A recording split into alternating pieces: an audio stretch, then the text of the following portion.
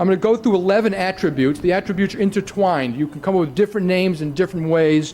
The only difference in a crisis, by the way, is which ones are more important. The balance changes. But you need all of these to do a very good job as a leader.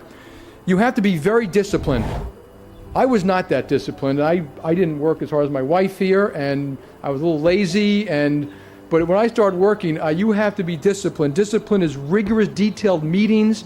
You do it consistently. You have to have a work ethic. It's like exercising or weeding the garden. You don't get there and stop. And the competition is always coming down. It's continuous improvement. You have to always be striving for improvement. Discipline in a crisis, by the way, we would go from once a week risk meeting to 3 times a day. And from 10-hour days to 20-hour days. That was the only difference, but the process I'm going to talk about a little bit is the same. You have to have great fortitude. I don't know who wrote the book, but they talked about fierce resolve. You have to have fortitude and the ability to act. You can be crippled by politics, bureaucracy, and people who just don't want change. When I first got to Bank One, it was quickly clear to me the company had systems problems, management problems. We didn't treat our customers well. Our expenses were too high, and to survive and thrive, we're going to lay up a lot of people. The board didn't want to make the changes. The management didn't want to make the changes. As a matter of fact, the management said, it wasn't my fault. I don't know who else's fault it was. You have to push back against it. At one point, I cut the size of the board. I went to the management team. We cut 100% of their bonuses the first year. We took away their pension plans, their cars, their clubs. I made a lot of them go with me to every site. We're laying off people and say, we're sorry that we put you in a position that we have to lay off people at this company. You have to have the ability to act. You've got to make a list of what it is and then get it done. Yes, orchestrate it, coordinate it. Don't do it in haste. Think it through, because that will backfire too. But for the most part, people simply don't do what needs to be done. You have to set standards. Standards are not set by Harvard Business School. They're not set by the federal governments of the world. They're not set by anybody. They're not set by industries. They're set by you. There are 2 types of standards you have to set. First one is performance. If you want to really be good, you have to say it. You have to say, we want to be good and we strive to be among the best. You have to compare yourself to the best. A lot of companies I go to, when we compare ourselves, they always drop the best company. I always say, why is that? They say the best company is different. They don't really compete in the same business. I say, yeah, they're different, they're good. Put the best up there at a very detailed level and say, we want to do it. Analyze why you're different. That includes, in performance, give the customer a great deal. If you're not giving the customer a good deal, you're going to lose. Someone once said, things come to those who wait.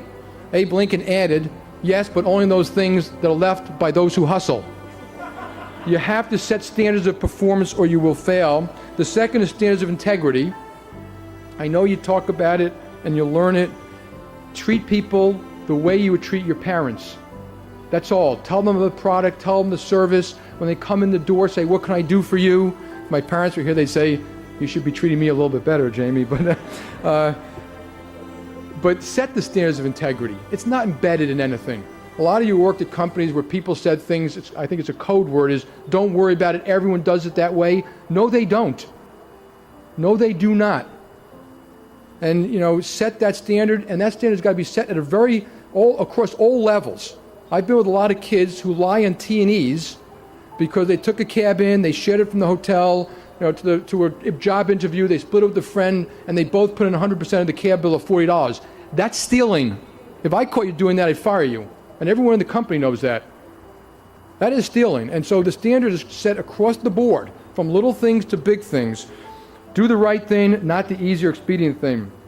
Fourth, you got to look at the facts in a cold-blooded, honest way all the time. At management meetings, emphasize the negatives. You can always have a party about the positives. I used to always go to Hong Kong, party, have a great time. But at management meetings, what are we not doing well? How come the competition is doing better? Emphasize the negatives. Internally, profit and loss statements are very important. Okay, and so a lot of times I get involved in debates about, well, you're focused on little things about how we allocate expenses. It's not a little thing. A lot of companies allocate expenses inside, and the allocation is political, not economic. And that does 2 things inside a company. It means your numbers aren't honest. In fact, I've been at a company where people say, well, let's move the profits to the part of the company that has a higher public valuation. I call that financial misrepresentation. You're teaching your own people to lie. And that goes on in these companies, so P&Ls are very important that way. Aggressive accounting is the same thing. I'm not going to go through a lot of examples. I don't know if you still have that GE case and the Westinghouse case. Compares accounting. Do you still do that one? That compares accounting. When people do very aggressive accounting, it's in one spot. It's usually in a lot of spots. It tells you something about the company. So keep your eye out for that one. Externally, full disclosure. There's only one truth. We try to tell the board the same thing we tell the employees, the same thing we tell the analysts, the same thing we tell employees. The good, the bad, and the ugly, and then deal with it. It's okay. We're never going to do everything exactly right. Number 5, openness. Hard one to actually execute, because what you really want in a company is full sharing of information. I've worked in a lot of companies where you simply can't get it. They say it's not your job. It is your job. We want to have full information and then have a debate about the right thing to do. Half the debates are on what the information is. Bad information leads to excessive politics.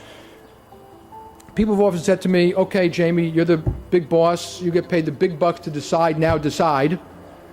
My experience has always been that if you get the right people in the room, the answer is often waiting to be found. You don't have to guess. The job of a leader is not to make the decision, it's to make sure the best decision is made. And therefore you need other people. You have to kill bureaucracy.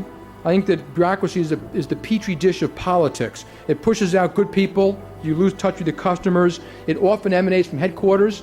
If you go to headquarters of companies, I think headquarters are often the disease, and you see the receptionist treating the employees badly or their customers badly, you probably have a company that has a problem.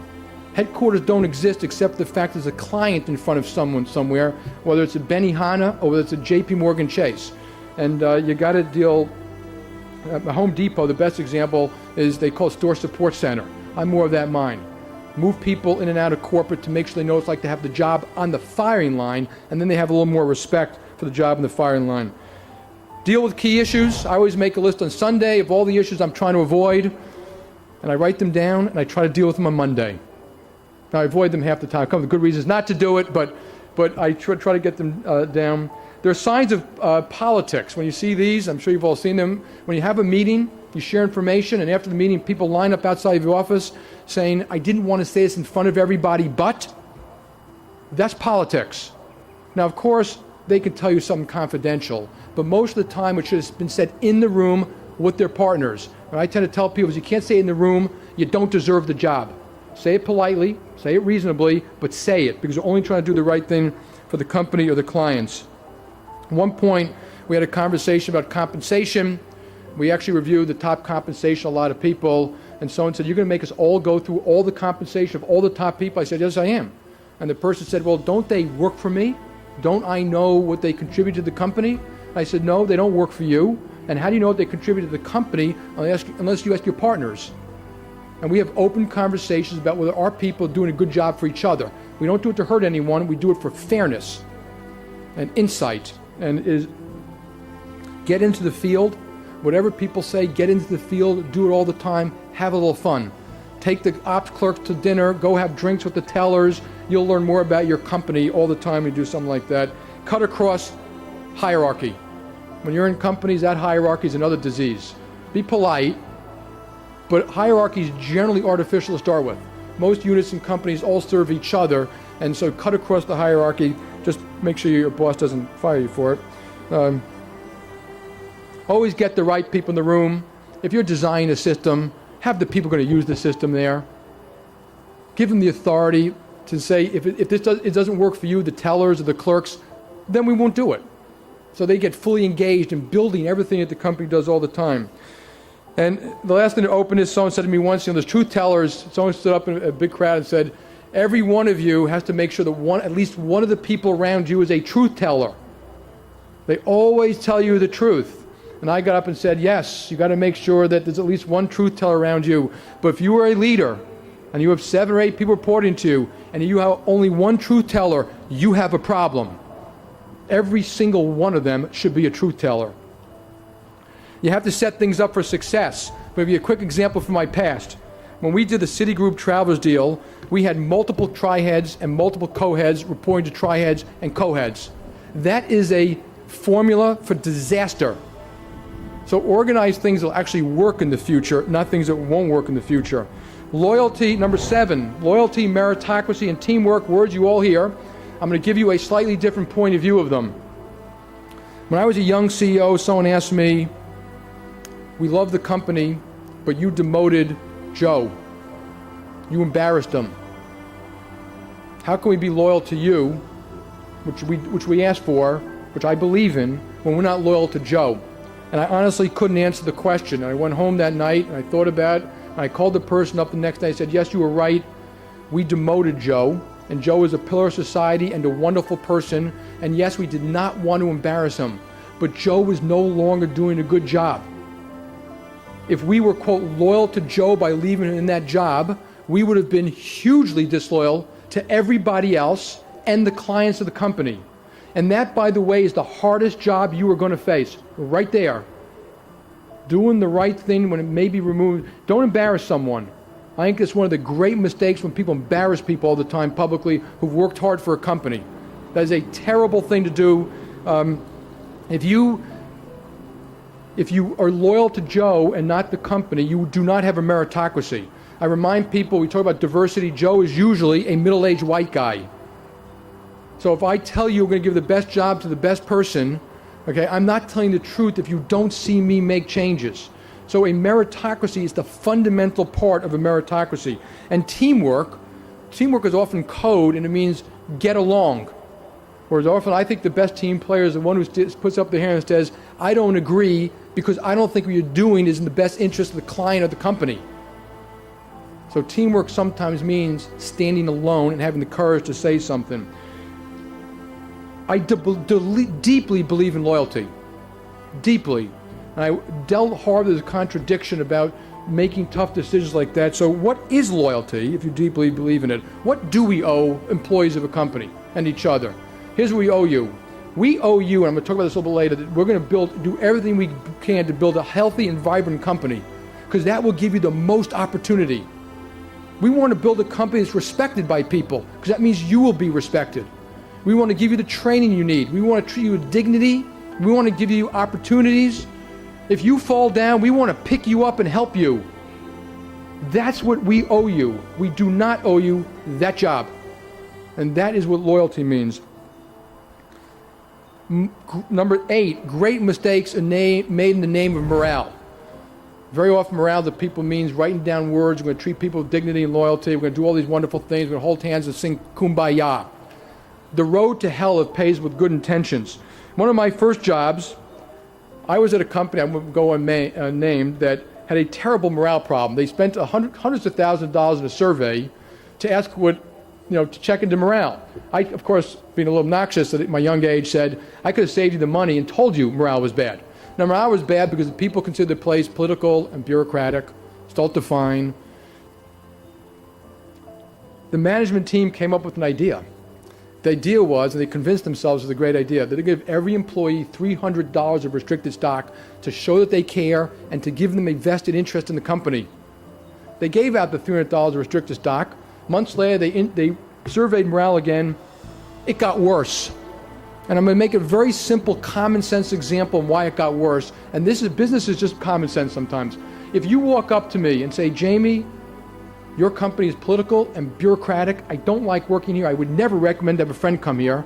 I look back and say, oh yeah? Well, here's $300.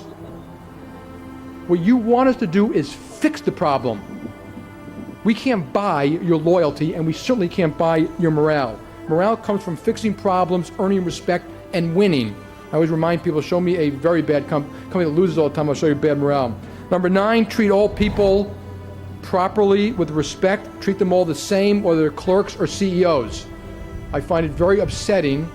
Someone once mentioned, yes, Jamie, that's true, but you treat them all badly sometimes. But don't treat them well, but treat them equally. Everyone serves everyone else in a company, from that receptionist to that teller to the ops person, and we should always acknowledge that we serve people. If we don't return our phone calls, they're not going to return theirs. So I always remind myself that anything I'm doing for someone is because they have a client in front of them. Promote people who are respected. Ask yourself a question. You promote people. Would you have your child work for that person? Because half the time we promote people, we would not let our kid work for them. And you should really question about why you would allow something like that. Number 10, this is one of the hot topics, get compensation right. So get the incentives right. Build the P&Ls right, get the incentives right. But I always remind people at our company, I don't care what the P&L says or what the incentive system says, do the right thing for the client anyway. That's never an excuse for bad behaviors. Companies, even big companies, we need entrepreneurs. So we have to accommodate thoroughbreds. People want to make money, innovators, and so we have to make sure we have that inside our company all the time too. To get compensation right, you have to acknowledge that failure is okay. We want people to fail. I think they're good mistakes. You argued it, you thought it through, you talked to the right people, and you were wrong. And so you have to allow failure. Compensation, a little bit of a partnership. Internal fairness is often far more important than anything else that takes place. Performance is hard to judge. All this thing about somehow we should have an easy job judging performance. When we judge people's performance, we don't just look at that P&L. That financial statement is a snapshot of a point in time that's based upon decisions and actions taken by a lot of people over 10 years. We look at, did you work hard? Did you hire people? Did you train people? Did you do the right thing for the client? Do you help other people?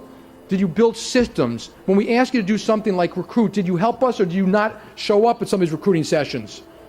So we judge the full spectrum of how people perform. And then the greatest misconception of all is when a unit doesn't perform, don't blame the boss. Don't pay the boss. Well, sometimes you want to give your best person the worst job. I've asked a lot of people to go do a job that I know is going to be the hardest turnaround, the meanest job, 24/7, that they're not going to look good doing it.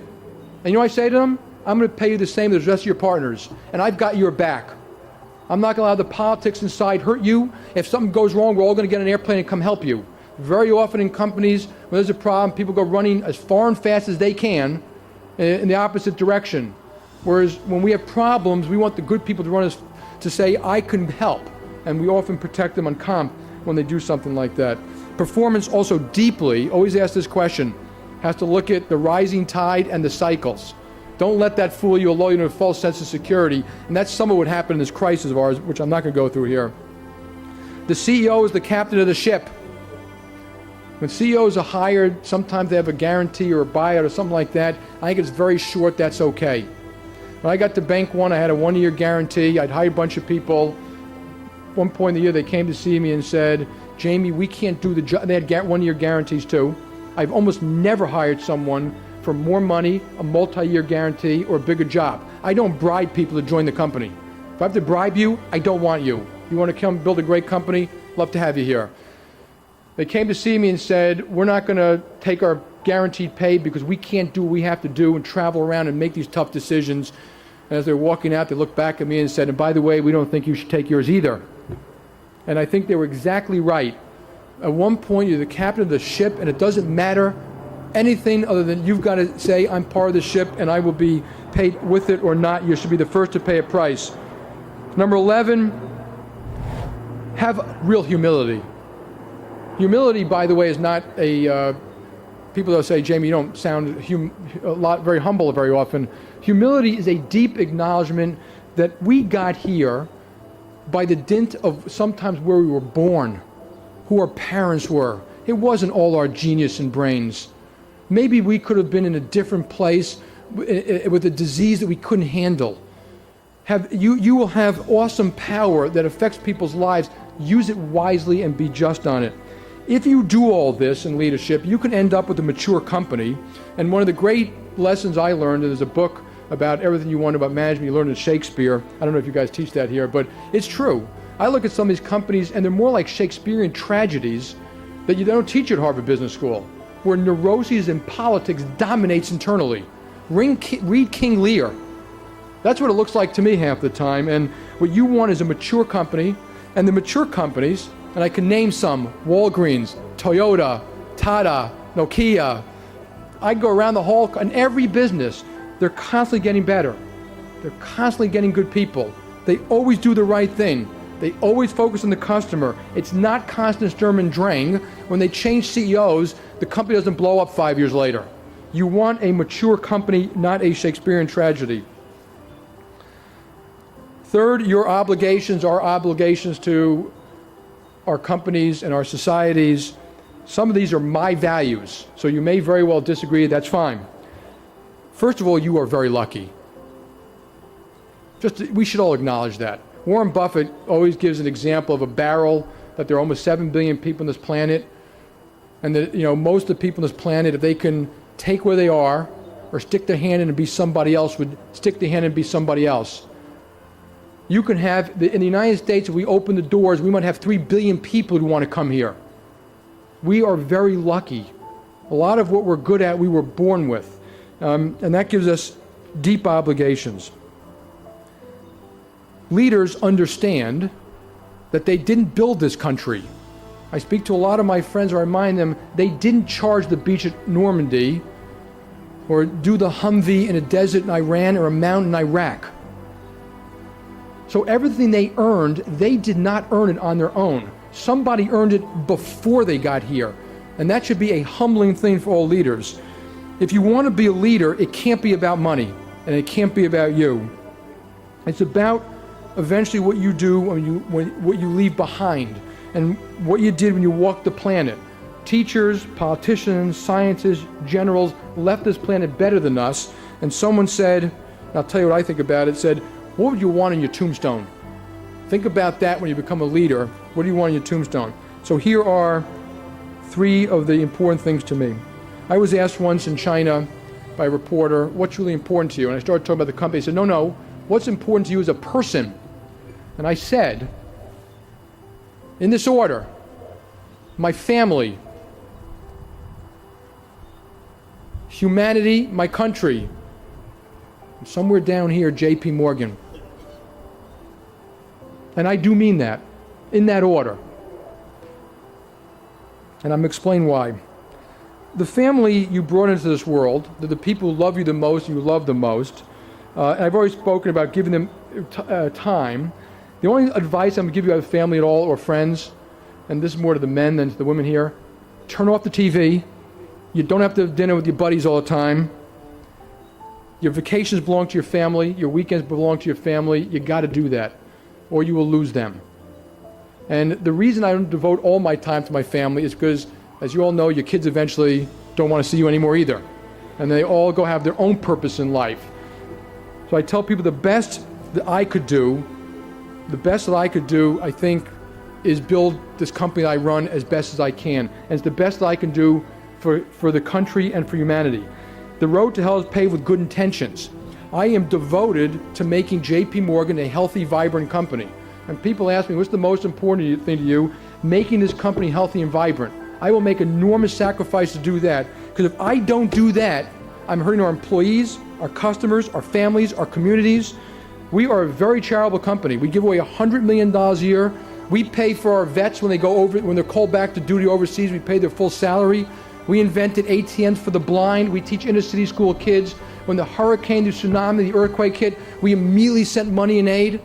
And I speak for a lot of companies. We are a very good company, but it is all predicated on being healthy and vibrant. And sometimes people forget that, and they let the company become sick, and then you're hurting all these things. So I spend a lot of my time making sure we can do all these wonderful things by making sure the company is healthy and vibrant. Finally, humanity and country. We're going to get through this crisis, so I'm not going to talk at all about the crisis. And I think America is a great place. I'm wildly optimistic about the future of America. It is still one of the shining lights on this planet. It has been, and it will continue to be. But I am deeply troubled by the notion that success is a given. It is not a given. And this country has a lot of things it has to do, and policy is something that you're all going to have to start to work on to make sure we do things right all the time.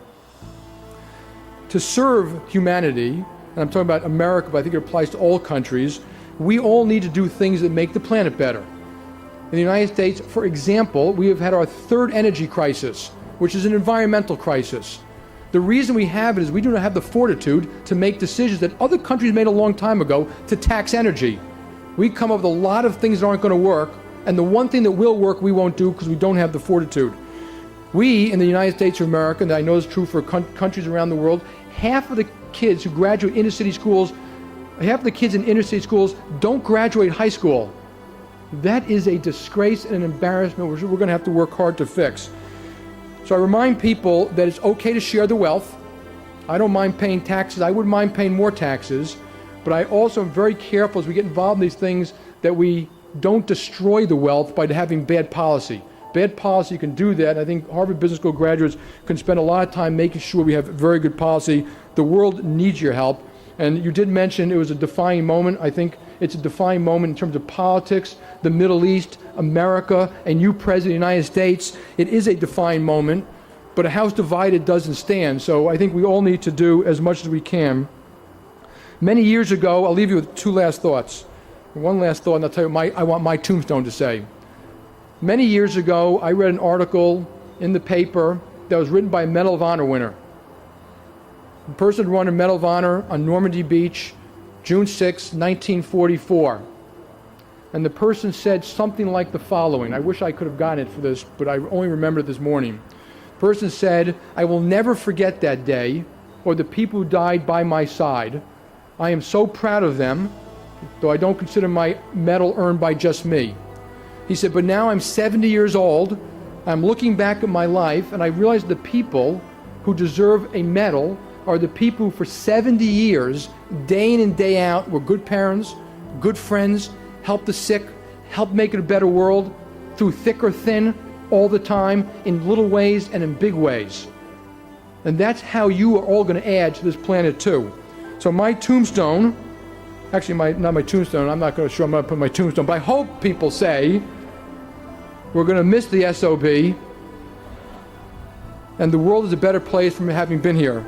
So thank you, congratulations, God bless you all, Godspeed, and help make it a better world too. Thank you.